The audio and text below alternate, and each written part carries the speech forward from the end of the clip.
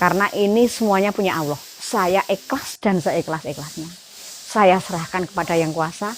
Akhirnya saya dapat orderan yang lebih banyak dan menguntungkan, dan saya bisa menutup utang itu.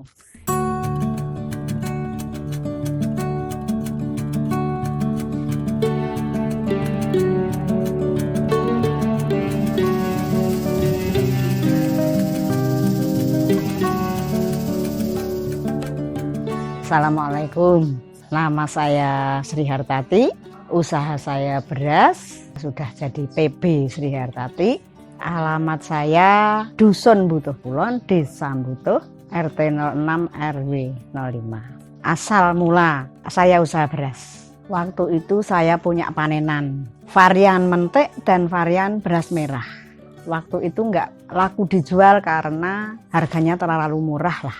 Akhirnya saya mencoba jualan beras karena panenan saya nggak laku dijual. Akhirnya saya prihatin, saya bersama adik saya yang di Jakarta, saya ngasih sampel ke dia karena dia punya usaha catering. Dia tak kasih contoh, tak bawain beras, tak suruh bawa pulang, tak suruh masak. Terus kalau ada warga yang datang ke rumah dia jajan atau mau beli beras, apa beli nasi, tak suruh ngasih sampel nasi 1 bungkus dan berasnya 1 kaleng. Ternyata pada tertarik berasnya itu. Akhirnya pada senang, terus saya juga mencoba, terus saya ngirim ke sana. Pertama saya ngirim ke sana 1 ton. Terus kelanjutannya saya berusaha keluar, berusaha masuk ke Indogrosir. Saya diterima. Saya bawa sampel saya 3 varian. 1 mentik susu, 2 C4, untuk yang ketiganya campur. Beras campur itu C4 sama mentik susu. Ternyata setelah saya mencoba masuk di Indogrosir, itu yang terlaris beras saya itu malah beras yang campur itu loh. Yang campur itu 1 minggu bisa 2 ton, tapi untuk mentik susunya ya 1 ton lah. Setelah 1 tahun berjalan, ternyata banyak peminatnya di Jogja. Alhamdulillah lah, sampai ke Solo. Pertama kali itu bawa 5 kental. Ternyata di sana itu yang laris malah beras merah. Nah, beras merah saya itu waktu pertama kali aku jual itu cuma 3.500. Sampai akhirnya sampai sekarang, dan sekarang saya sudah punya 7 toko. Di Solo itu, di Kota Gede dan di Pasar Legi. Sampai sekarang per minggu udah 1 ton lah, lumayan untuk beras merahnya. Ya, untuk ketekunan saya belajar nggak mengecewakan pelanggan. Saya harus bersih, tempatnya harus bersih, ya seperti inilah. Nah, aku nggak belajar kemana-mana, dan saya juga belum pernah, sekalipun belum pernah aku online karena nggak bisa. Saya menawarkan kemana-mana juga nggak pernah. Ya Allah lah yang ngasih rezeki ke saya, makanya orang yang pada order ke saya itu pada datang sendiri toh. Saya memilih untuk beras merah sama mentik susu itu karena memang itu tanaman saya ya, tanaman perdana lah. Saya dapat benih dari Jakarta, dari teman saya, kalau disuruh nanam beras itu. Tapi ternyata waktu itu masyarakat belum kenal. Kenalnya kalau beras merah itu buat makan burung aja.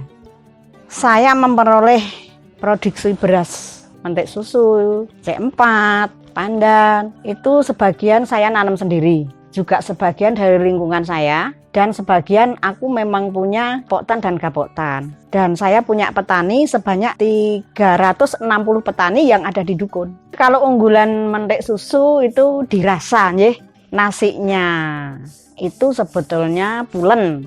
Tapi kalau untuk dimakan pakai kuah itu kurang enak.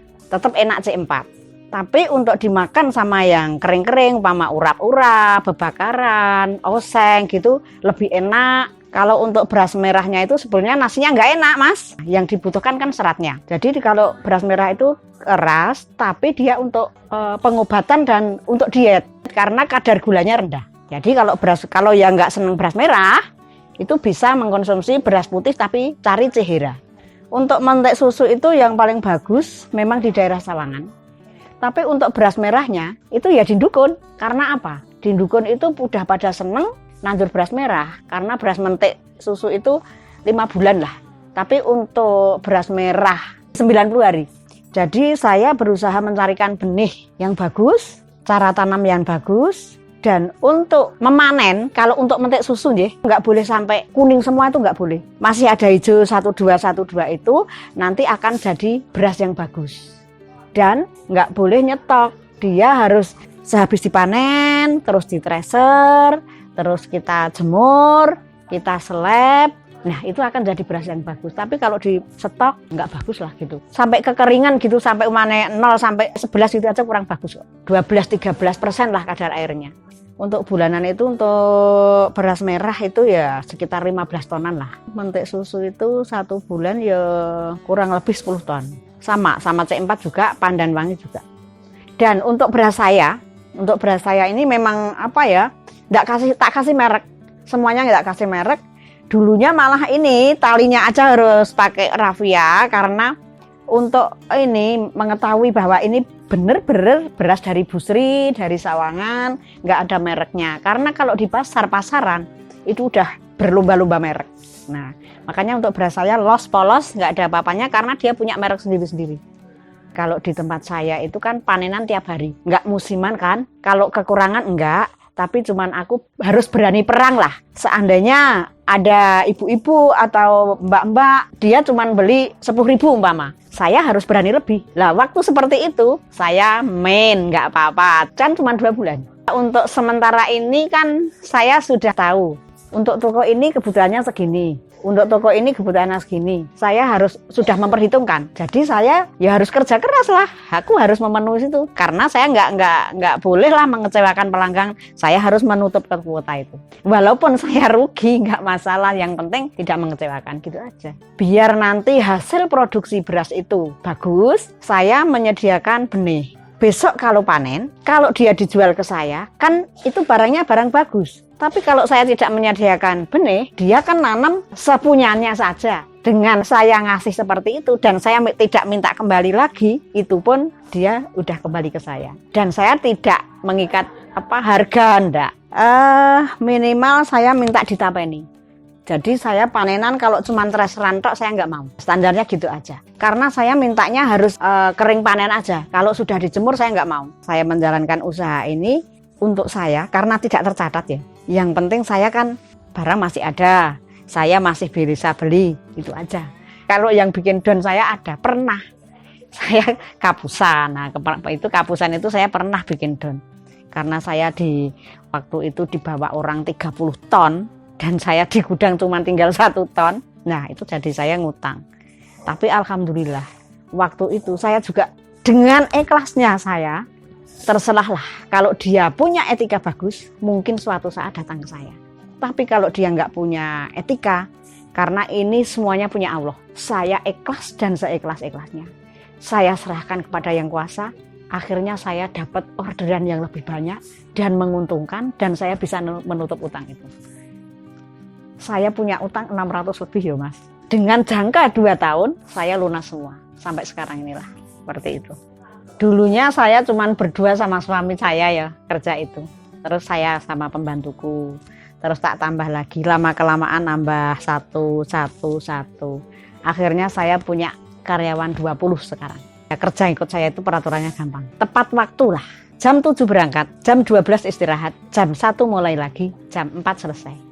Ya sewaktu aku lebih ada kelebihan rezeki ya dia tak ajak iaro, tak ajak piknik, tak belikan baju-baju, ya gitu aja lah. Kesuksesan saya karena saya dulu cuman bisa beli beras 1 ton. Nah sekarang saya bisa seperti ini. Tapi saya juga nggak tahu sukses saya itu dari mana, nggak tahu.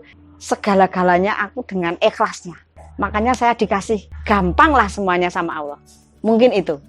Sebetulnya udah banyak yang mengikuti saya dan ikut saya itu mulai dari nol ya. Mulai dari nol terus dia setelah mengikuti tiap hari di tempat saya itu tahu dia. Yaitu nomor 1, jaga kebersihan, jaga kerukunan, jaga kejujuran. Nomor 1 itu kejujuran. Kalau dia jujur, jaga kualitas, jaga kebersihan, jangan mengecewakan pelanggan. Kalau ada tamu, bagaimana caranya biar tamu itu seneng, kan dia udah tertarik sendiri. Kalau ada tamu didiemen ya wes. Tamunya ya males toh. Gitu. Ini semua pekerjaan ini sudah tak serahkan ke mbak-mbaknya semua. Semua tak serahkan ke karyawan kaya semua. Ada orang belanja, ada orang jual, uang dia juga yang pegang. Dan saya juga nggak pernah mempermasalahkan ada orang belanja berapa, ada orang jual berapa, saya nggak pernah tahu. Saya ikhlas. Harapan saya seperti itu dan karyawan saya semuanya bisa.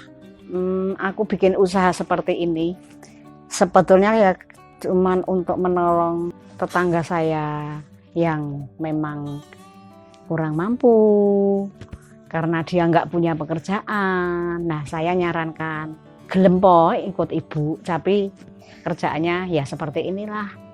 Tapi aku nggak bisa bayar seperti orang pabrik atau PT. Cuman aku kalau punya rezeki kita bagi-bagi aja, gitu aja. Karena saya banyak yang minta ke saya itu kan kebanyakan warung, restoran, catering, hotel. Jadi benar-benar harus jaga kualitas, jaga kebersihan. Sebetulnya saya udah ditawarin untuk mengajukan proposal. Saya mau minta apa? Sebetulnya saya itu sudah mau minta alat sortasi, alat sorter color. Tapi saya semalam itu nggak bisa tidur. Karena saya tak pikir gini, kalau saya nanti dikasih alat sortasi, sorter color, terus ini orang-orang pada tak kemanakan.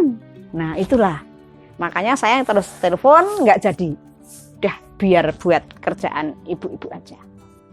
Ayak getar ini untuk mempercepat kalau saya itu pas ada permintaan agak banyak. Sebetulnya itu aja. Dia lebih maksimal. Dia kan bisa mengeluarkan 3 aliran. Nomor 1 beras kepala, nomor 2 beras patah, nomor 3 menir. Permintaan beras kepala memang beras khusus itu yang minta catering sama hotel. Untuk beras patah itu kita campur sama C4 untuk jualan untuk masyarakat. C4 kalau dicampur patahan itu harganya terjangkau, nasinya lebih enak. Kalau untuk menirnya itu masuk ke pabrik tempe keripik, peyek kacang. Seandainya ada yang minat kok datang ke gudang saya, kok gudang saya kosong, memang saya nggak pernah nyetok. Stok saya gabah dan gabah saya juga ada di Gapoktan. Jadi kalau saya menyediakan beras ini sudah terhitung sesuai order. Saya mengadakan beras sesuai order. Terima kasih semua pemirsa yang sudah menonton video aku. Jangan lupa subscribe Reona Rene Vlog.